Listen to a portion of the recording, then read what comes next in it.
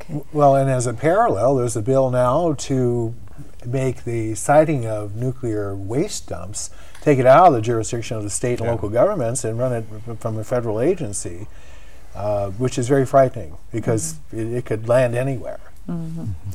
That's right.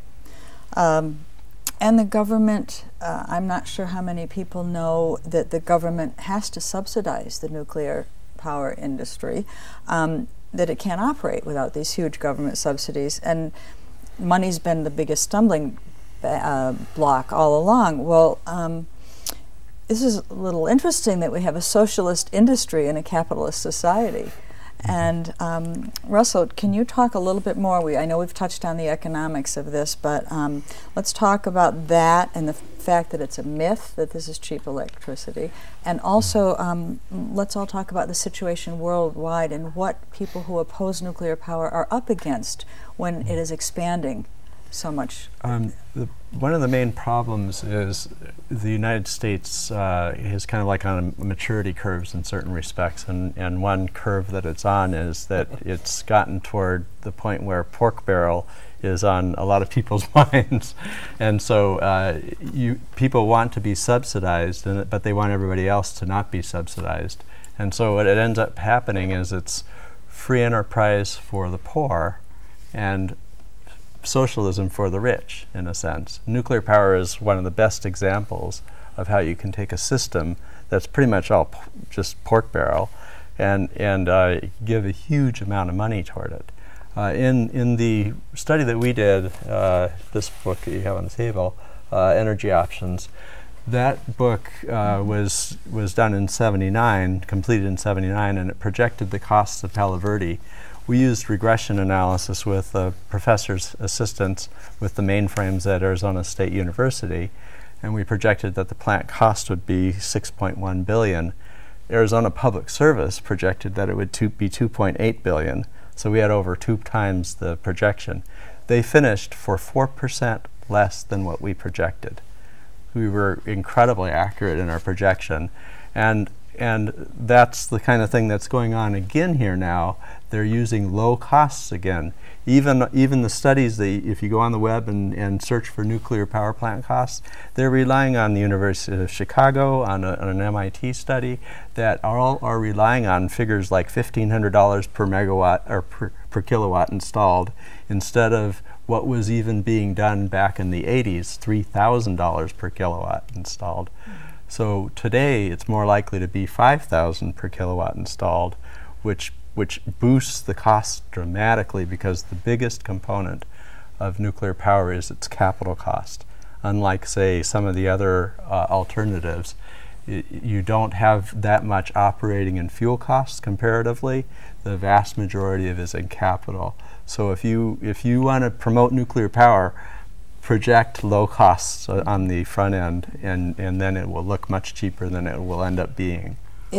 Let me just throw in one other point. There's an underlying issue here. The real reason that we don't say, oh, let's everybody have their own thing on their own home or on their own facility, is that we want to have a system where we've got one big power company that sells everybody the power. And the reason we're not seeing the subsidies for all these other things is they're really afraid that they're going to lose their control, that we'll all be our own little independent generators, and we won't need them anymore, and they won't be this huge monolith. They'll just become like the rest of us. There's a graph that could be shown that shows the increasing costs for reactors in the 70s and 80s. And yes, it's on the screen.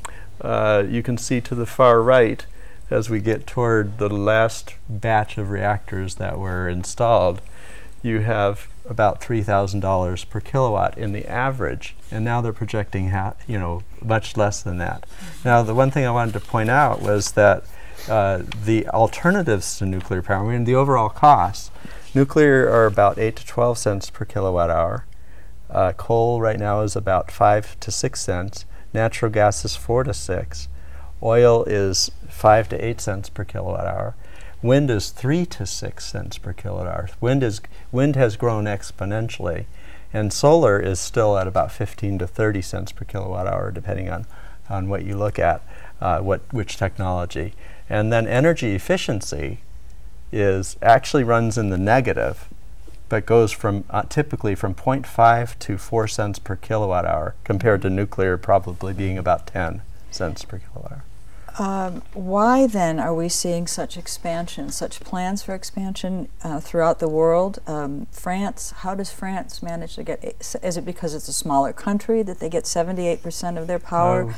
France is because of the subsidies. The government eliminates the cost of money in France. It's a socialistic power plant system where there is no payment on interest. And if the United States wants to go socialistic, you know, then that's a good way to move in that direction. If you want to eliminate the true cost of money and just completely, you know, that's the majority of the payback. Like when you buy a car and you pay 5 years on it, the majority of it's interest. Same with the nuclear plant. The majority is interest. And France eliminated those costs. I mean, they made a social decision. And their utility got in trouble recently. They've been downgraded. They are not in good financial health. A tidbit about France is that everyone in the nation is required to get civil defense training every few years because they have this enormous nuclear presence.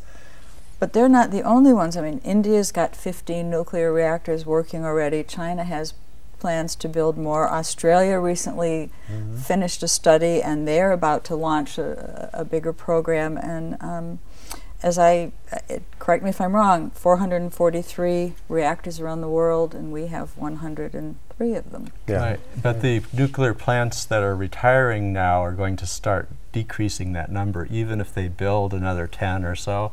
There really aren't that many on the blocks. The 1,000 plants for the next 40 years that they want to build would require a plant be finished every 15 days. Okay, so they're nowhere near that kind of activity going on. And another reason that we might see all these being built around the world, it might be interesting to go look at the IMF and some of these other banking institutions that are promoting certain investments, whether they're good ideas or not. Let's talk about a critical component of nuclear energy, which is the uranium mining. There was just a meeting on the Navajo Reservation that you probably all know about, and Joe Shirley, the president of the nation, said absolutely no mining in the nation. And why would they be so against this? I mean, I think the obvious answer is health reasons, probably, but I mean, it would bring jobs to people there, it would bring economic growth in some regard, but do you? Specifically, the Navajo Nation has plenty of experience, as do the New Mexico Pueblo Indians with uranium mining.